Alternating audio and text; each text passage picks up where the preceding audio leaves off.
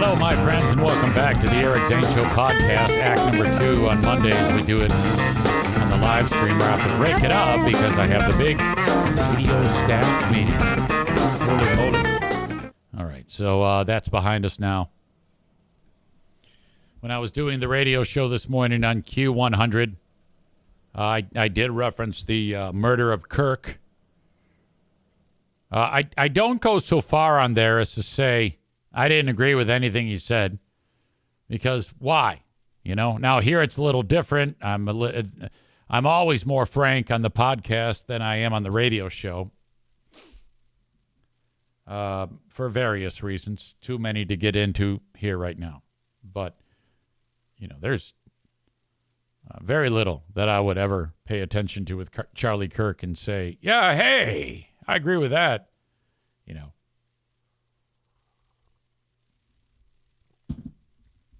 But this lady calls me up, and she's crying. And I'm like, oh, boy.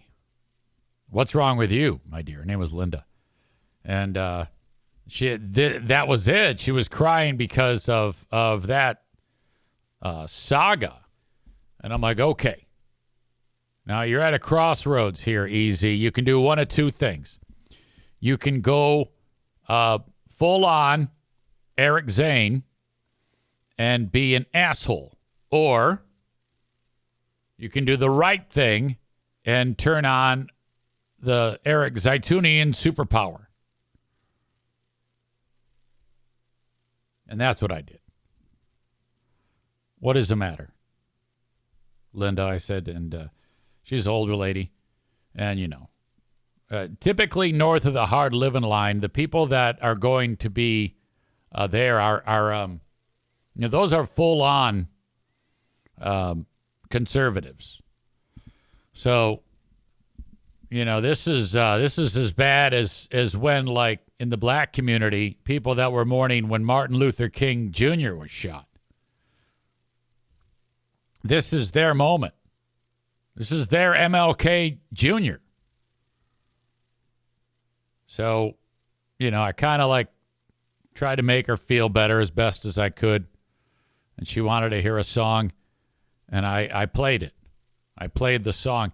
So there was a lot of that from the hard living line, north of the hard living line today on the show.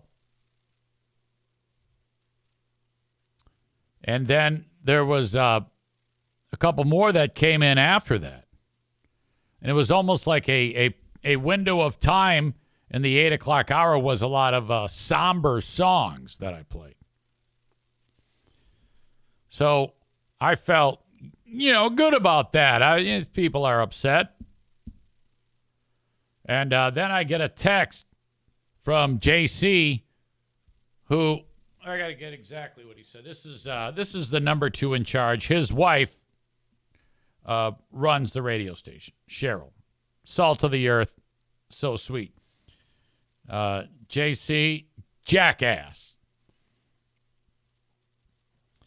He wrote at 8:42 a.m., Jesus, did we change formats? What is this, Light 100? I'm like, this is the same guy who schedules Jungle Boogie by Kool and the Gang on a rock station. I shit you not, hand to God. Fucking Danny and the Juniors and the Beach Boys show up after, like, Iron Maiden. I'm like, don't even go there. So I wrote this. Shut up. And that was in one text. I wrote, shut up. And then I wrote another text. Seriously. I was so pissed off, so annoyed with this guy. Here I am doing my goddamn job. Audience wants to hear it. They're not my songs. They're their songs. This is what the radio station was fucking built on, you cock.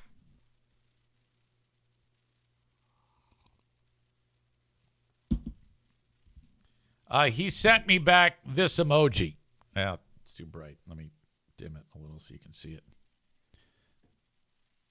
I don't know why it's all blurry. Oh, that's why. because it was blurry. That's how it went.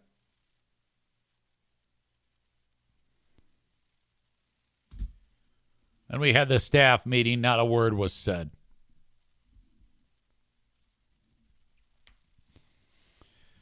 All right. Welcome back to all of you. I want to get into a couple of things, and then I'm going to probably go back to some of the other idiots who got fired during the weekend over the Kirk assassination. Stupid, stupid people. My God, how dumb do you have to be? First off, this. At the races, there were three 14-year-olds racing with big dudes. One guy, one 14-year-old. Hang on, I got to sneeze. It's right there.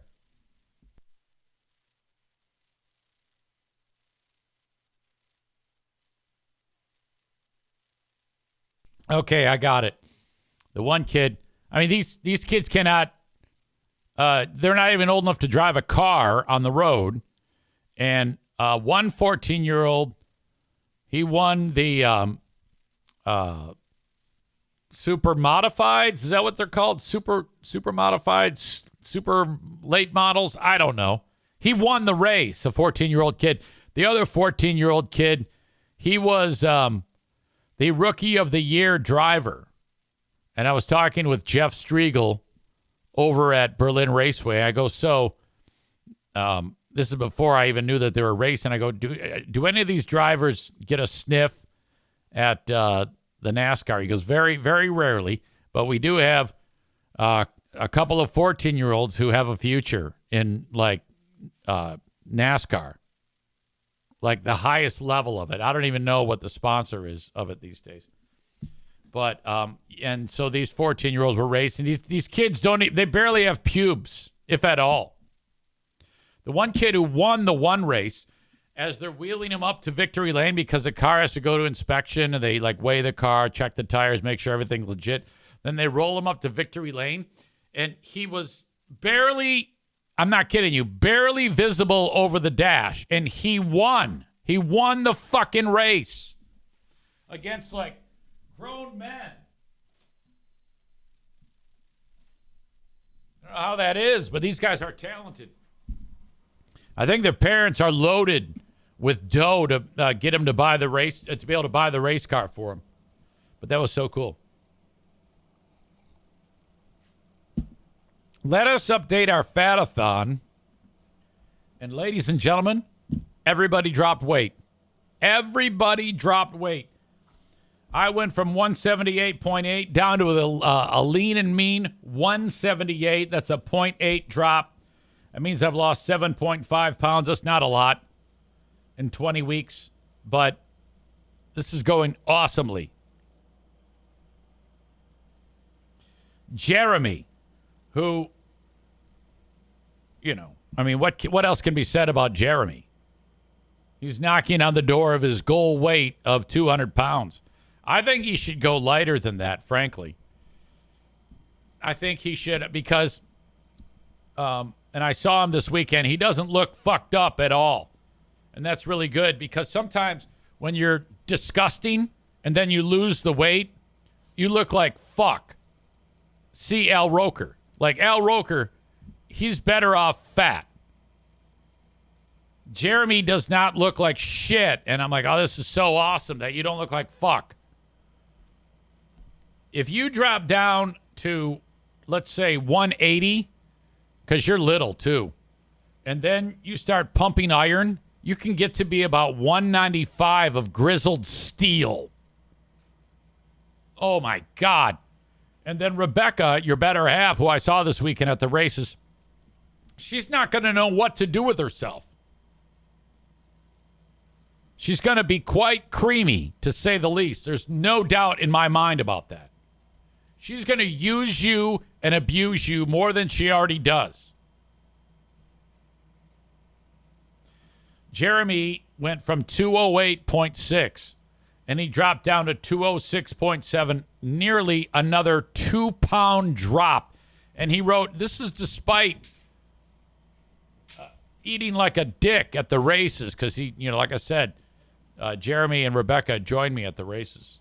That was the first time they've ever done that, and they had the time of their lives. That 1.9 pounds means that Jeremy is now at 128.9 pounds lost. My God. In 53 weeks. Rebecca says he could probably actually win a strength contest against you. He's strong. But, when you lose that weight,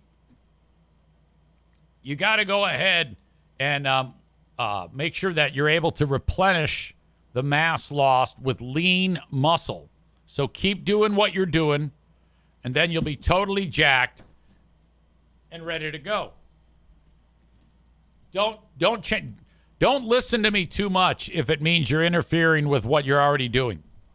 You've got this. Talk about having a handle on it.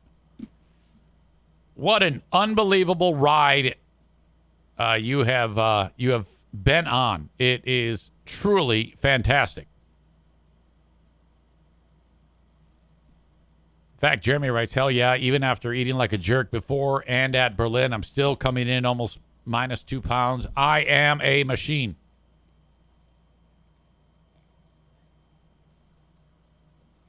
I had an absolute blast at Berlin. I'm definitely going to have to go again next year. It's always a fun time to embrace your inner hilljack, for sure. Then there is Jeremy's better half, Rebecca. She dropped, she was at 281. She dropped 1.2 pounds to 279.8. That puts her at minus 14.9 for the 28 weeks. She writes, good morning, EZ. It was good to see you at Berlin Saturday. It was a sort of a last-minute decision to go to the race. Was not expecting to see you there. To all the listeners, really consider getting to a race at Berlin next year. It was so much fun. I had a much better week with food choices this past week. Wasn't doing any of the stupid snacking last week. And then she talks about her numbers. It's on me to keep making smart food decisions and keeping the tempting snack-type food out of my house. I appreciate you helping, keeping me accountable. Jeremy is a big help / inspiration as well. Have a great week, everyone. Yours, Becky. Outstanding work. But I'm saving the best for last.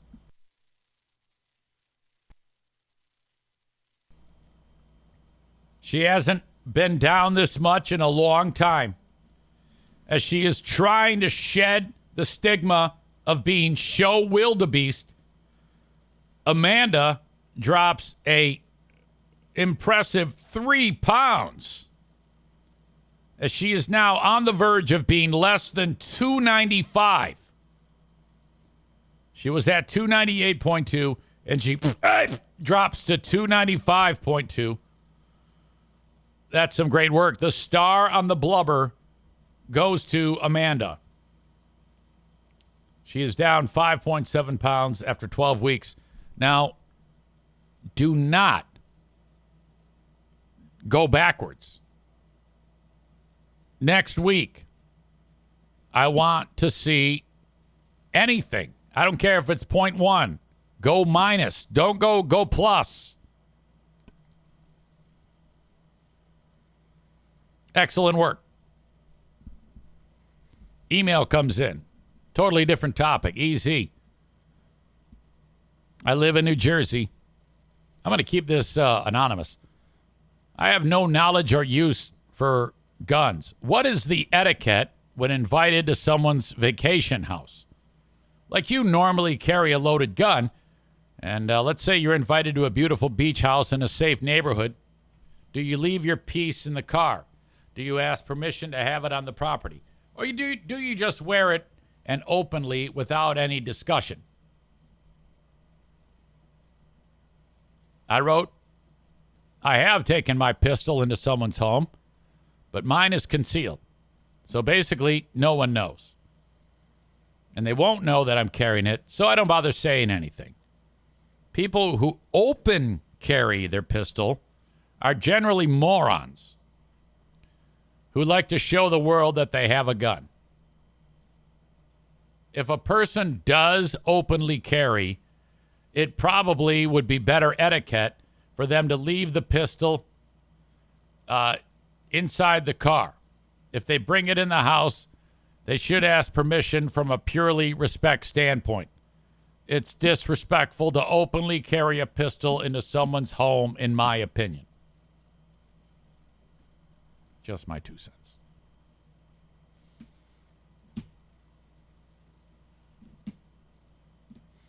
Cole says, if you're doing it right, no one will know you have it. Precisely. Rebecca says, let's go, Amanda. Maureen says, way to go, Amanda.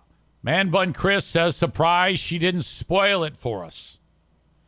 Alan says, is she still banned? No.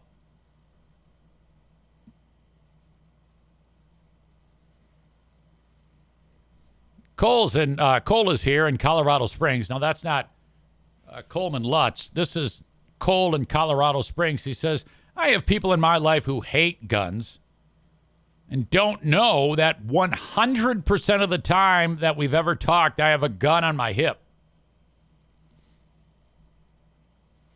Badger says, or lock them all away and lose the key like a dumbass. LOL.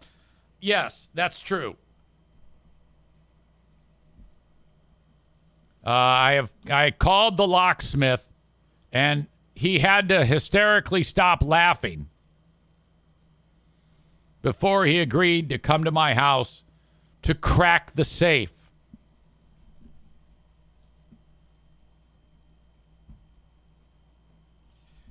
He knows me, though, and I'm going to try to get him to advertise. But so he shows up, and he's like, I can't believe that you did this. And I'm like, yeah, whatever. He's having a good laugh about it. So he walks into the safe room, and he does this thing, and he goes, can I just go in it? I go, you can absolutely go in it. And he just went in and walked around, and it's real silent in there. It's like when you go into that room, it's set up so that it's not really a room. It's a almost like a walk-in closet. It's set up so that almost like the way it's set up, it's like your head's in a styrofoam cube, and it's really quiet in there. And he goes, it's eerily quiet. I go, it's fucking awesome is what it is. Thank you. You can leave now. You see, I wouldn't have to do this if they didn't change the law in Michigan. The new law is if there's a young person in your house, you got to lock all that shit up. And I was like, fuck me. Come on now. But I do it because I am a law-abiding citizen. All right. I have yet to talk about any of these amazing sponsors. Thank you, as always, to Irvine's Auto Repair, Grand Rapids Hybrid, and EV. You can find them at ervines.com. That's ervines.com. The number of 5-star reviews is incredible. You can take advantage of their great services by calling 616-532-6600 in the middle of Grand Rapids. If you have a car, if you have a hybrid, an EV, they work on all of these and everything in between. ervines.com. They have free loaner cars. Ask them about that when you call. Thank you to Catholic Charities West Michigan. I've teamed up with them to inform you that they are in need of foster families. So let's say the kids have moved out. You have no kids there, or you've never had kids. But you're like, I want to be the go-between for young people in my community. I want to help out. You can be a foster family by reaching out to my friends at Catholic Charities West Michigan. Bernadette Joyce is the one who's in charge of all these things, and she can help you every step of the way. She is your personal guide to becoming a foster family. Email Bernadette at bjoyce, that's BJOYCE, at ccwestmi.org, or call Bernadette at 616-915-4695. She's the sweetest peaches. Tell her that I sent you, and she will direct you with everything that you need to get more information.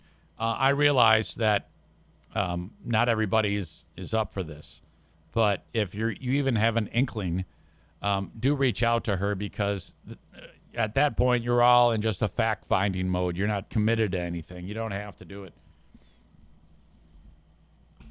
But do that. Reach out to Bernadette at 616-915-4695. You know, I think it'd be a great foster mom.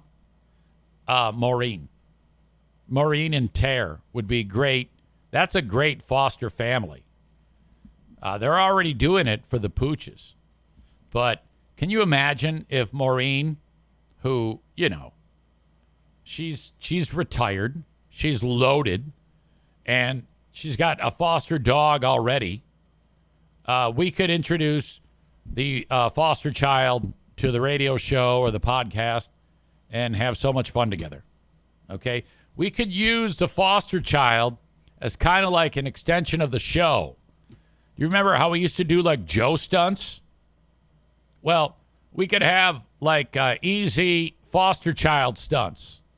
Now, I don't know if the folks at the charity would be interested in this, but I'm just spitballing here. None of this might actually, in fact, none of this will come to fruition, but I'm really intrigued by the idea of making foster children go out and do stunts for the show, like go to the football game and harass free beer. You know, especially if you've got like an older foster kid who might be somewhat intimidating to the Burn King.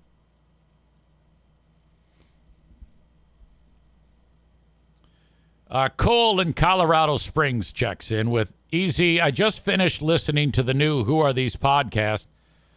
Good showing by you on there once again. Over the years, have you ever had an interaction with that steel toe douche?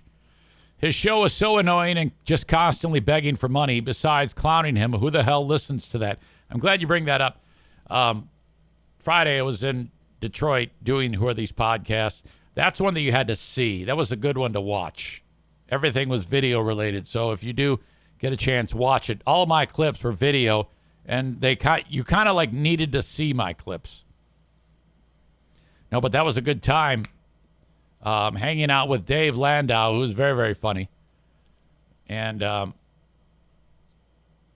my history of steel toe, in case you don't know, goes way back, well before Carl. When I was on the radio, we were on in St. Cloud, Minnesota at the time. And we started to hear rumblings that there was some radio guy who was talking shit about us on the air.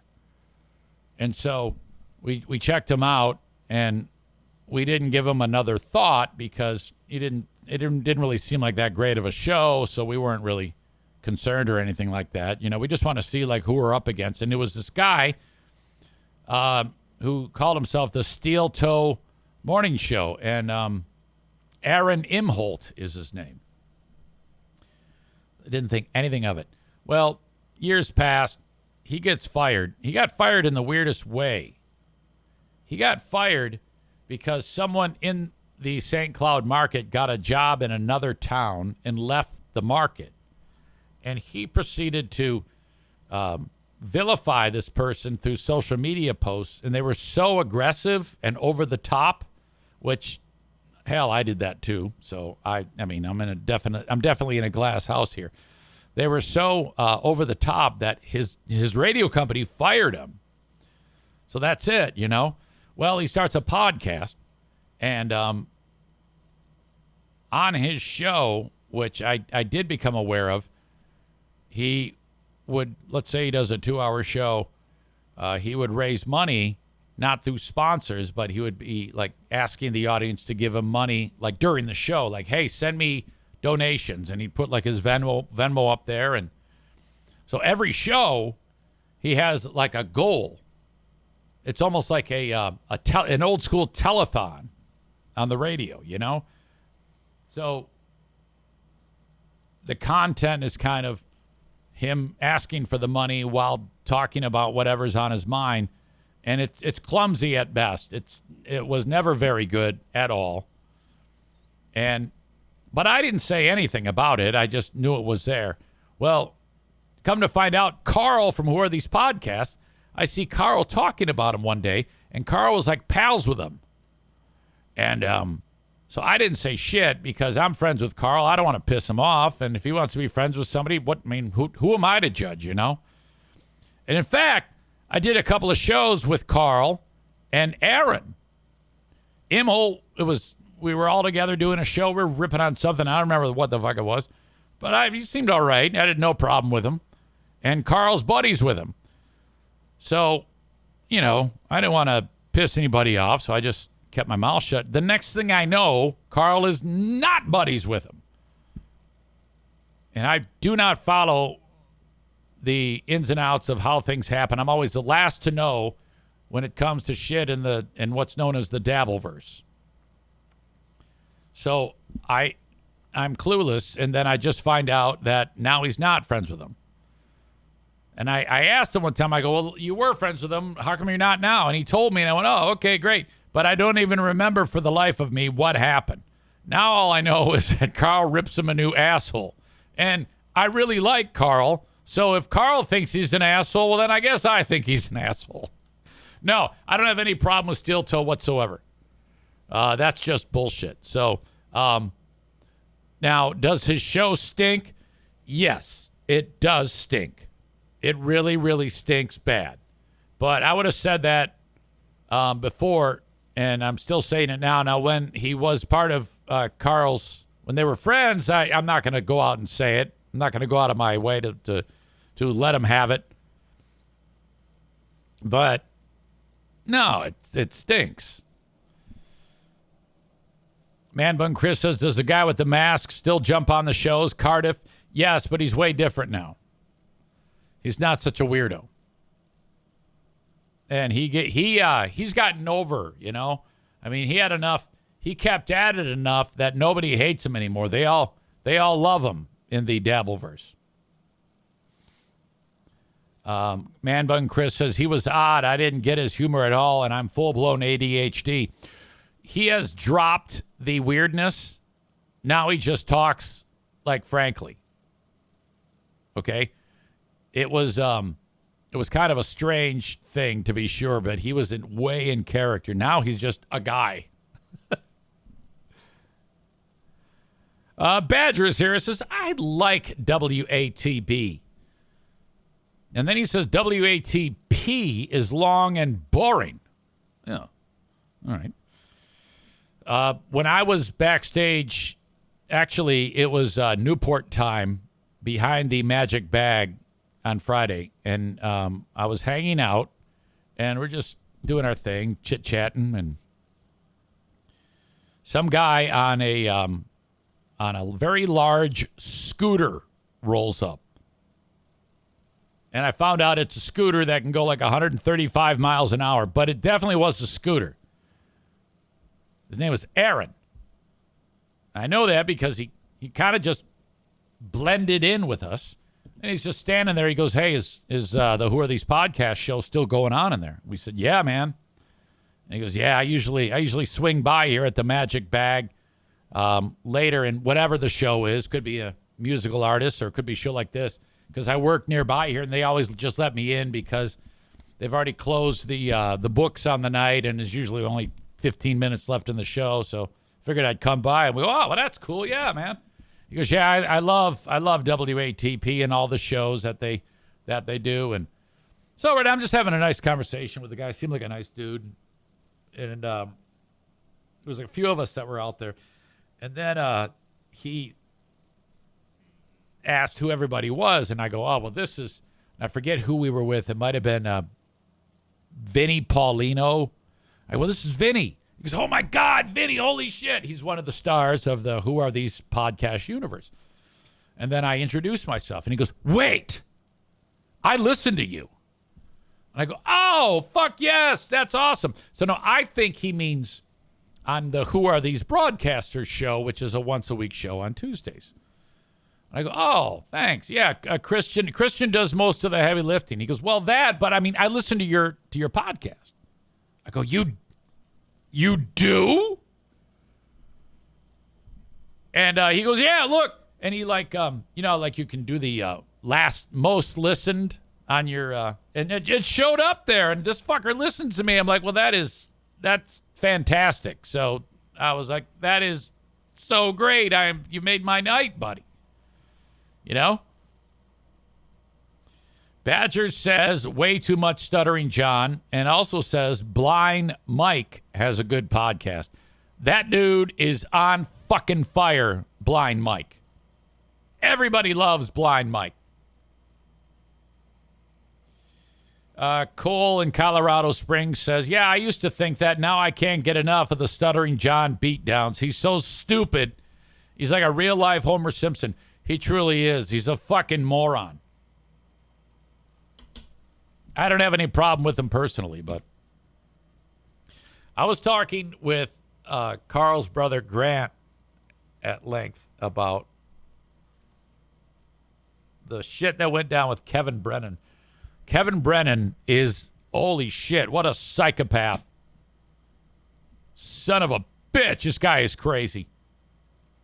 Good time had by all for Who Are These Podcasts live in Detroit. I think that was year 4 because I roasted Mike and John, got it going on year 1. I roasted the Ozzy Osbourne podcast on year 2. And last year I roasted Who Are These Free Beers? I'm sorry, I roasted the Free Beer and Hot Wings show. And this year I roasted Dave and Chuck the Freak. Man Bun Chris says, did Ben end up going? Would be cool if he got involved in that somehow. Yeah, it sure would. He's got to reach out. He's got to get involved somehow. No, Ben did not go. I was solo. And I did my panel with the multi-talented Lucy Tightbox, which is her stage name. Her real name is Kaylee. And she's absolutely one of the sweetest people. Cute as a button. Fantastic. I don't know why you would say cute as a button, but she is. She smells lovely. She dresses impeccably. Got the style like you wouldn't believe. And just an absolute doll. And we have like a stage only thing going where she's like super flirty and hilarious. And then I'm like all sheepish, which I really am. Like if any woman gets flirty with me, I'm like, oh my God, holy shit. I don't know what to do with myself. I'm like a little boy. And of course it ends there on the stage. I wouldn't even dream of being anything more than just flirty for show. And I'm not. She is. The only time I say flirty things is when I'm actually not in the presence of her. That's the only time I can get the nerve to say anything flirty. I think Pooh Bear would be supportive of the flirty. Man Bun Chris says, is that the one you blocked? I don't know. What tell me what I did. I don't recall. On Twitter or something, I can't remember, nor can I. I don't recall having to block anyone. I probably did. That does happen from time to time. But no, not her. If I did, I was just joking. You guys had a show and you thought she was a porn star or something. Oh, yeah. That's not her, though. Badger says the more on edge you are on WATB, the better. Like occasionally she'll join us on there and I'm like, oh my God. She's ridiculous. In a good way. I find that with all of the audience members that are ladies, and it doesn't matter. As long as you are a lady and you get flirty with me, I'm embarrassed. If you're the type of woman who likes to make a guy go, oh, and like get all sheepish, say something flirty to me and you will see that like in real life. That's full on Eric Zaitunian. And I'm not encouraging you to do that, but if you ever do, that's happening. I don't know what to do with myself. Now, it's completely harmless because remember, my penis is nearly useless.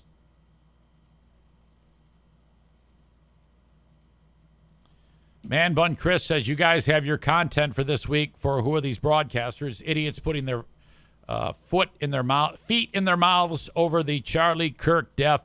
Glad you brought that up. I want to get back to that.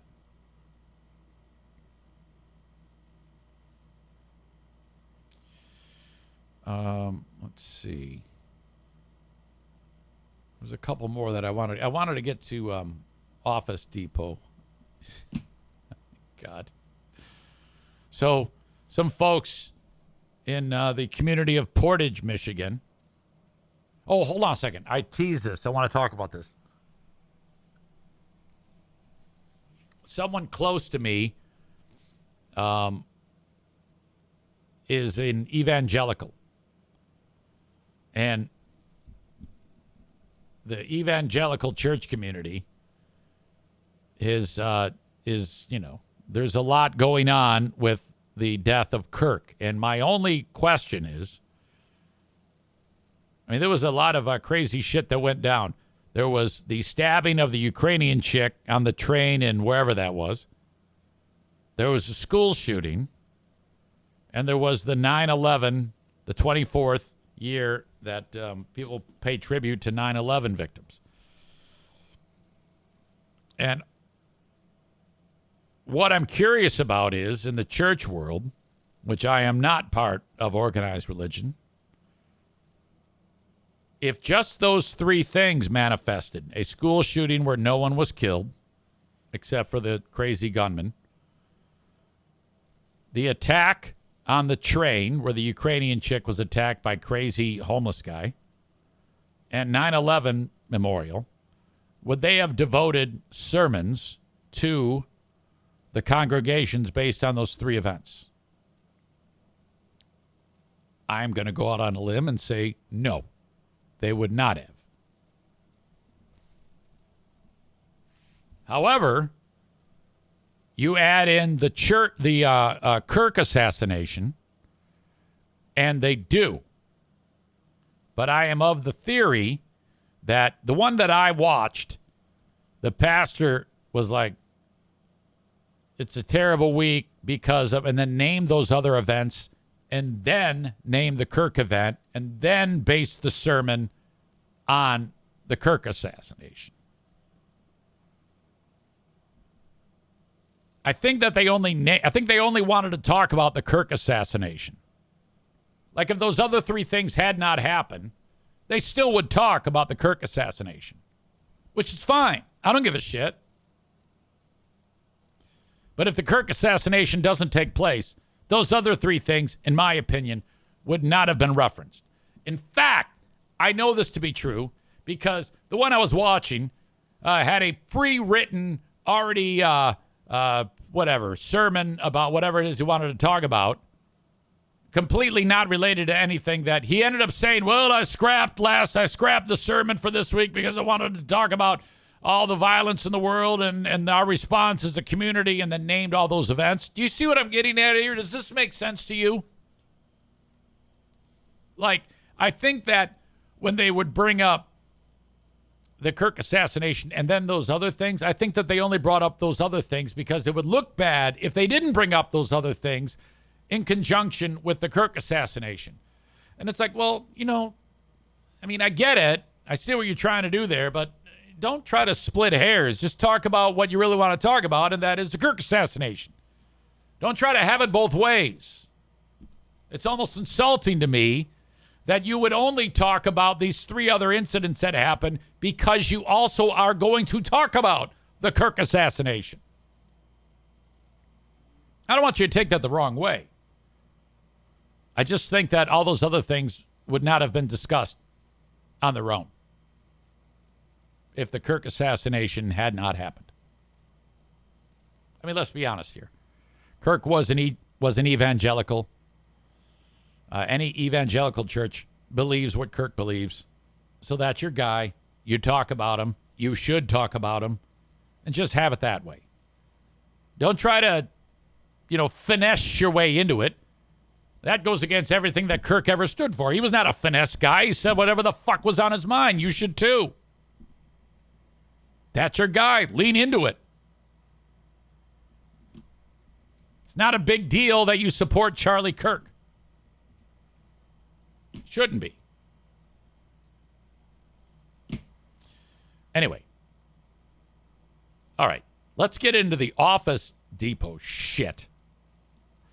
So these fucking idiots are working inside of the Office Depot, and these people are upset because Charlie Kirk is dead, and everybody's going to get together, and they're going to light the candles, and they're going to sing Kumbaya and have a vigil for the death of Charlie Kirk. And they want their flyers printed out. And it's Charlie Kirk holding his hand up or something like that. And it says, R.I.P. Charlie Kirk, and the year he was born and the year he died. And then that's it, And so they walked in, and this bitch goes, yeah, we don't do that. We don't print this. And they're like, why? How come? What's going on? Well, this is propaganda. And they're like, how's it propaganda? Well, it is. I just told you it is. And so this heartless, stupid fucking bitch says no. And the people that they walk out and then they come back, now they're prepared. Now they got camera crews. They've got boom mics. They've got they got all sorts of lighting. And it's being streamed out to the world. They've got a tech truck outside with a TriCaster. And they get the footage that they want, as they should. As they should.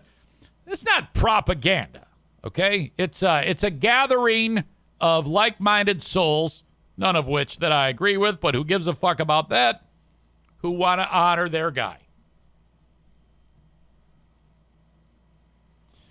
And they walk in, and this is how that moment went, and this is the end of the career of this ugly bitch who looks like the waitress on the TV show What's Happening. So we came in for an order earlier for the print. By the way, these two, this poor guy here, I don't know if it's a guy, who knows, who's got the weirdo haircut. He's getting roasted too. The people on the right are like, this is who's against us. This guy's probably trans. Fuck him up. And he's like, what the fuck? I didn't do anything. Poster for a vigil tonight? Yes. For somebody that passed? It's not it's propaganda. I'm sorry. We don't put that here. Alrighty. So, what's your name? Harold. I'm print supervisor. Okay, the other guy is the print supervisor. Yes. So, unfortunately, so they say they don't print political propaganda. So this is somebody that passed away a couple years ago. That's political propaganda. A couple days ago. Unfortunately, I'm So sorry. this is for a prayer tonight, for a prayer vigil? It's still propaganda. Oh, no. Unfortunately, What makes it propaganda? because he's a political figure, and I don't have to. Our general manager is going to be in on Monday. If you want to speak further on the subject, If you would like to, you're welcome to return. All right, there's the poster. Completely harmless. Office Depot responded to the incident, released in a statement condoning the staff's actions. So this went from the top, and this was quick that this happened. They apologized, and this is smart, if you're Office Depot. They also said, upon learning of the incident, we immediately reached out to the customers to address their concerns and seek to fulfill their order to their satisfaction. We also launched an immediate internal review, and as a result, the associate involved is no longer with the organization. You see, you got to go bigger than that. You got to go bigger than that. You got to say, fuck this bitch. You know, you really got to get aggressive. And you can actually make lemonade here. Like if I'm John Office Depot and I run Office Depot, I'm going to go ahead and really go hard. All right? And I'm going to say, yeah, that bitch is fired. Fuck her. And Office Max for the next year is going to be known as in honor of Charlie Kirk Max. That's what we are going to. That's what you need to do. Everybody knows that if you don't lean into this, these folks, 51% of Americans, are going to fuck you up. So you gotta look at the big picture here. Office Max is now in honor, in memory of Charlie Kirk Max. And if you come into the store and say you love Charlie Kirk, you will get 99% off of your order. Patrick is here. Says, can anyone else not hear Zane? David says, I hear him fine. Thank you. That scared me there.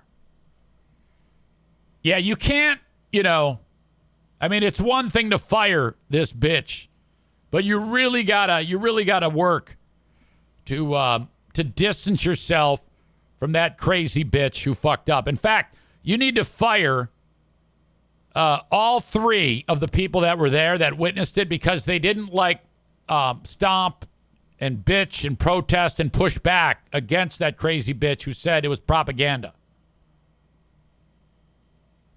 Say, just for good measure, we're firing all these people because you can have your life upended if you don't do the right thing.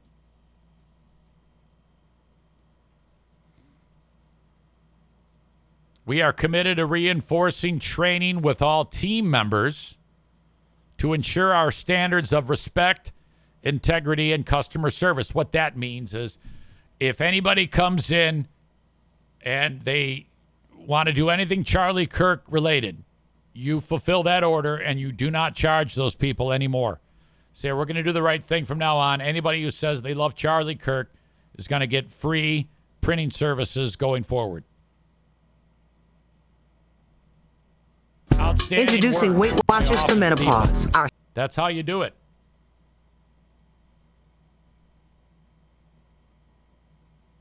David says that all three of those people were guilty for doing nothing. Now, do I personally think that those people should be fired? No. But if I'm John Office Max, you better believe it. You're going to fire them. You're going to make a spectacle about it. Probably a good idea to go to where that bitch lives and fire her on a live stream and pull her hair or something like that or do anything. And then the world will know that you mean business. Because in this day and age, if you fucking poke that hornet's nest, that is trouble. You do not want to be in that boat. All right? You got dead guy who made comments that, and a lot of people would say, including me, depending on what I hear, were horrible comments. But he does not deserve to die. Not only does he not deserve to die, he does not deserve to have horrible statements made about him in any light. Don't agree with him 100 out of 100 times.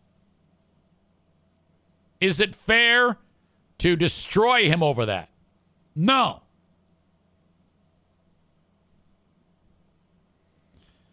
This woman, who is a student at Texas Tech,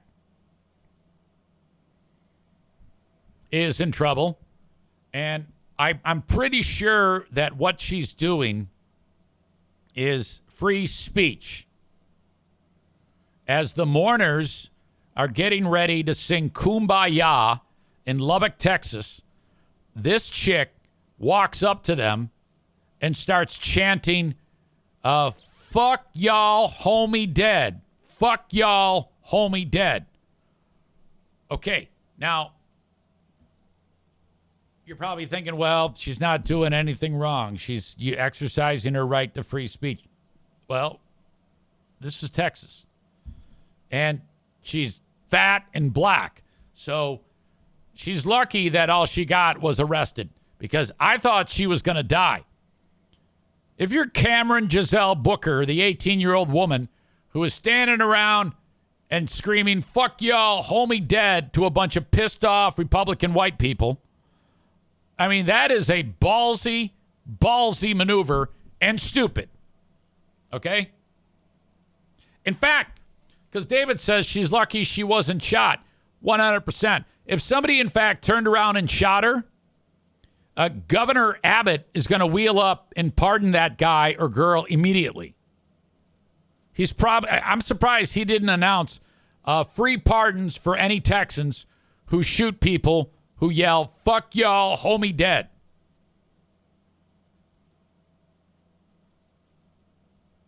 All right, let's see the end of this dumb bitch's life. Homie dead. Look at that. Homie, your homie dead. Look at that. Homie dead. He got shot in the head. Your homie dead. Yep, homie dead. Okay, now here's dude who's cringing, who's the Charlie Kirk supporter, and he's got MAGA hat on, and he doesn't know what to do with himself. Evil is real, people, and it kind of looks like that. There she is. All right, now I'm curious as to how they went about arresting her, though. Okay, I'm going to turn the volume down. It's one of these annoying New York Post stories that just... 18-year-old Cameron Giselle Booker yelling insults and harassing mourners during the memorial on the Texas Tech campus. All right, we already covered that. Guy calls her evil. She was later handcuffed and charged with battery, disorderly conduct, resisting arrest, released on a $200 bond the following day. Footage of the incident is being circulated online and has been reposted by the governor of Texas, Greg Abbott. This guy's, you don't want to fuck around with this guy. He says, definitely picked the wrong school to taunt the death of Charlie Kirk. Thanks, Texas Tech.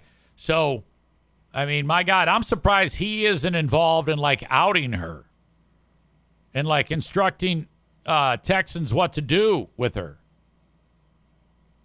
I mean, Texas is like a different world.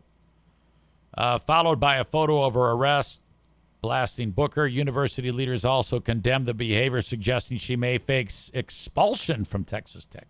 Now, for me, I guess it just depends on who you're pissing off. For me, this is an outward expression of her free speech.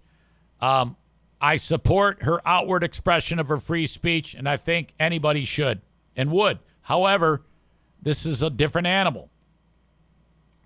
And it's just a stupid maneuver on your part. The chairman of the school said, this is terrible. We at Texas Tech are proud of our values and are not afraid to stand up for them. Strive for honor evermore. Long live the Matadors. Okay. So I guess that's the school name. I'm surprised he didn't write, let's kick this bitch's ass. And then everybody would have loved this guy. I would have done that. I would have leaned into it and said, let's find this bitch. I will say that I haven't really seen any Kirk supporters or MAGA supporters lashing out. And I think what that does is it kind of, again, puts MAGA in a better spot today than they were yesterday.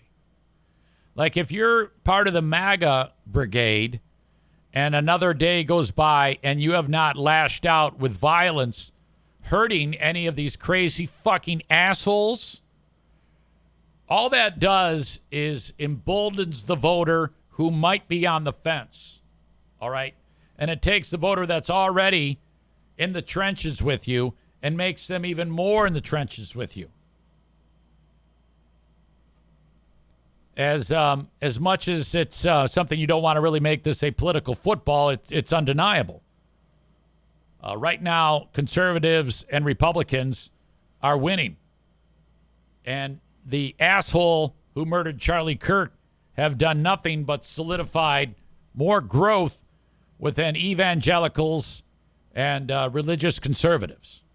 Not every conservative is religious, but they hold a large foothold of this country. And it's tough to think that anything but support will be unwavering as the days and the months and the years pass on because of the murder of Kirk. Some have suggested that Kirk is a martyr, and that is 100% correct, particularly in the minds and the eyes and the hearts of evangelicals and those on the right, because he was murdered because of his religious beliefs. I can guarantee you that. I don't know that for sure. You know, we had Ben Shapiro saying that the guy was on the left, and Bill Maher was like, well, we don't know that, and you can't say it unless we don't know it. And he's right. And I just love Ben Shapiro actually scrambling because I think he's kind of a cock. But the guy who shot Kirk probably was on the left.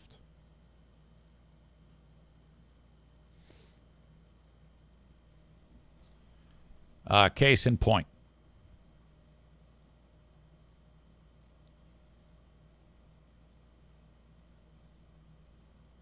Miranda Devine of the New York Post wrote, there's no denying the trans links to the suspect in Charlie Kirk's assassination. Interesting article with a lot of interesting facts in it.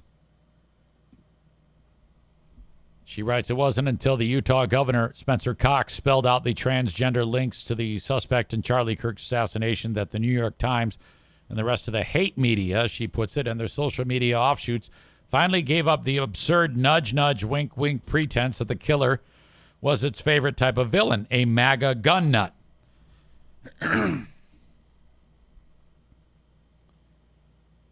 Now, if you're going to be extending yourself in an article and saying that the killer, Tyler Robinson, is a hardcore leftist, Antifa devotee, and Kirk hater who was living with his transgender partner, yeah, you're going to be ready to give that up. But that does appear to be what is happening right now. Now, the article is, again, the New York Post, so it's a very conservative-leaning article. So refers to the transgender person as a he. I have no idea what the dynamic is, nor do I care.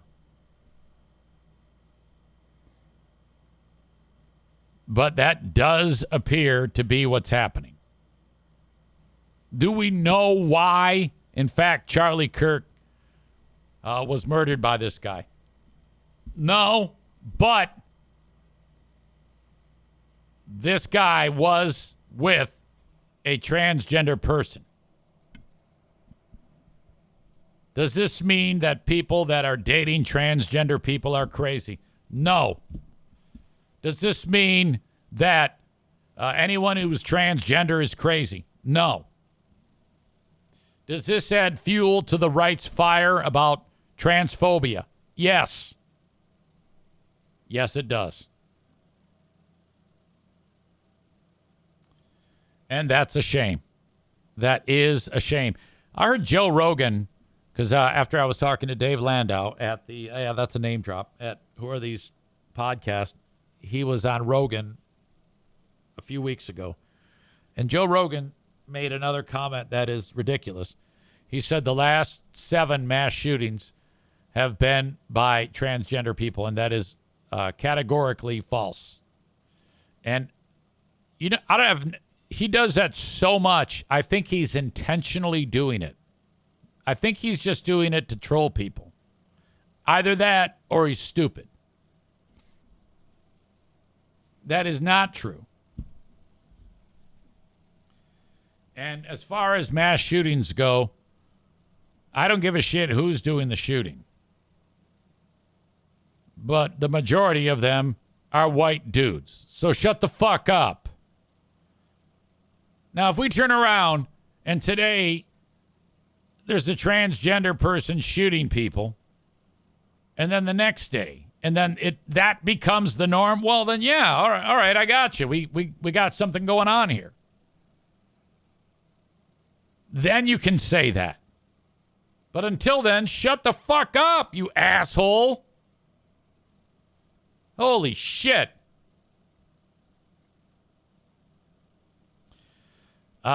Stevie says, speaking of martyr, is tomorrow the Big Fraud Book Club meeting? Well, no, because I have not yet finished the book. Now, I could say I haven't had time. That's true, I haven't. I haven't had any time, nor have I had any motivation. And I'm going to need to bolster that because I made all of you poor people read that pile of shit. God damn it. I promise you. I promise you I will. I'm working on it. Today might be a great day to read. It depends on if I get my chores done. Hopefully I will. Alan again says, rest in peace to Big Fraud Book Club. I do not support that comment in any way. All right, shut up. Ladies and gentlemen, we have the asshole of the day coming up in mere moments. Be thinking of someone you can nominate to be the asshole of the day.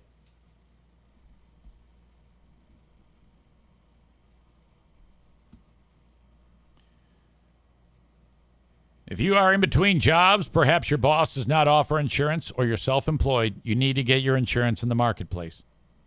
Frank Fuss can help you do that from no matter where you are in the U.S. His services are free. I want you to go to buyinsurancehere.com for more information. When you go to buyinsurancehere.com, I take it back. You just fill out the form, and then Frank's going to call you. You can set up your appointment with Frank today, and he'll help you every step of the way. Buyinsurancehere.com. If you get in the weeds or struggle with that, reach out to me on my email, the Shoreliner Striping inbox, and I'll help you myself. Eric@ericzaneshow.com. Thank you to King's Room Barbershop. Andy and Colleen do a great job. They have 3 locations in West Michigan, Northland Drive, Caledonia, and in Wyoming at 821 36th Street. Find them online at kingsroom.net. $21 is what your haircut's going to cost. If you're a guy, you get your haircut at King's Room Barbershop in West Michigan, or if you're a chick who likes short hair. Kuiper Tree Care, speaking of cutting, will cut down your unwanted trees, or pick up your storm damage, or grind your stump. They're stump grinders. 616-828-8225. That's 616-828-8225 for Kuiper Tree Care. Black Belt Nick says, asshole of the day, every person trying to benefit from the killing of Charlie Kirk. Well, I don't know if anybody's trying to benefit. And I think you're suggesting people who are being assholes about his murder?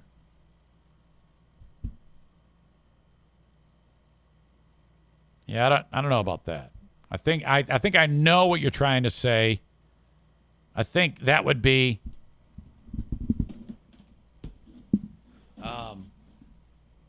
people being assholes about Charlie Kirk's murder. You know what? Let's make it one particular person, and it will represent all of those.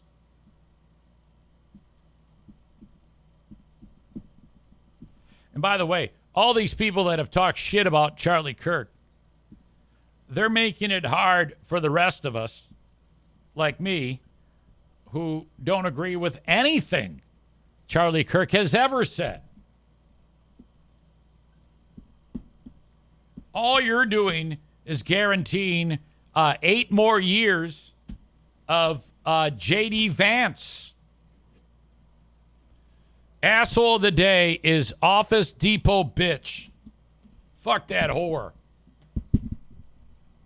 Rebecca suggests that with Nick writing, every person trying to benefit from the killing of Charlie Kirk, that would be Office Depot bitch, I'm guessing she means, is virtue signaling. And Rebecca suggests that the asshole of the day is Charlie Kirk. Oh, boy.